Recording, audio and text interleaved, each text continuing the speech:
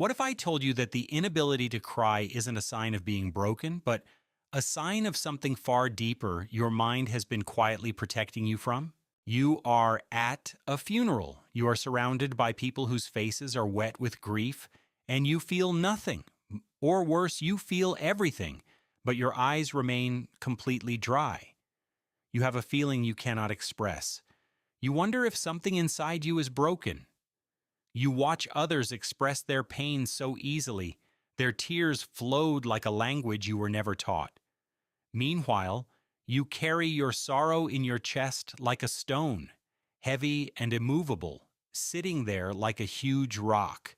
This is not coldness, this is not lovelessness, it is something much more complex, and it started long before you even realized it. Welcome to 5-Minute Psychology. In the next 5 minutes, you'll learn a powerful psychological idea that can change the way you think. Love psychology? Subscribe for more. Now let's continue. The inability to cry is rarely about tears. It could be a biological issue, of course. It could also be related to how your nervous system learned to cope with intense emotions before you had a say in the matter. At some point in your past, crying may have become unsafe due to trauma experienced in response to an event. Perhaps tears were met with anger. Maybe they were ridiculed, or maybe they received no reaction at all, which can be worse than punishment. Your brain took careful note of this. It learned that vulnerability leads to pain and built walls accordingly. For some, this barrier is not about childhood. It is about survival. Soldiers, first responders, medical professionals, anyone who must work in crisis situations learn to compartmentalize their emotions. They force themselves into this state because they must behave more controlled. Tears are saved for later, but later never comes. The emotional closet fills up. The mechanism that once protected you becomes a prison you cannot escape. Others lose access to tears through sheer emotional exhaustion. When you have cried so much that nothing changed, when grief became your permanent address, sometimes the body simply stops. It is not giving up, it is conservation. Your system decided that tears were an expenditure it could no longer afford. There is also a physical reality that many people overlook.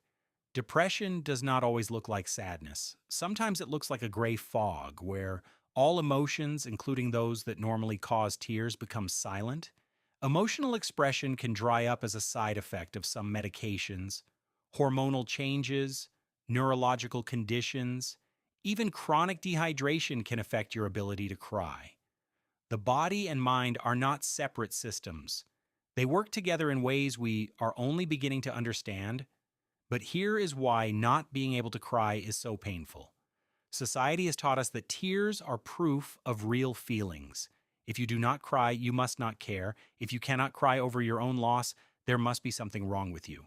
So you display the grief you cannot express. You apologize for your eyes remaining dry when you should be crying. You wonder if your love is real because it does not flow from your face as it should, but the fact that you cannot cry as easily as some people does not mean you are emotionless.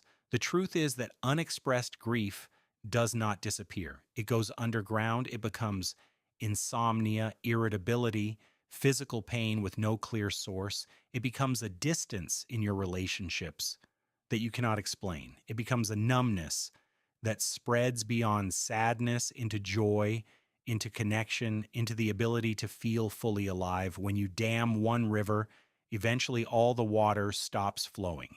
Some people who cannot cry have never learned how emotions work in their bodies. They have not been taught to recognize the first signs of sadness, the tightness in the throat, the pressure behind the eyes, the heaviness in the chest. By the time they notice something, the moment has already passed and the tears have receded to an unreachable place. Emotional literacy is not something acquired automatically. It is either taught or not taught.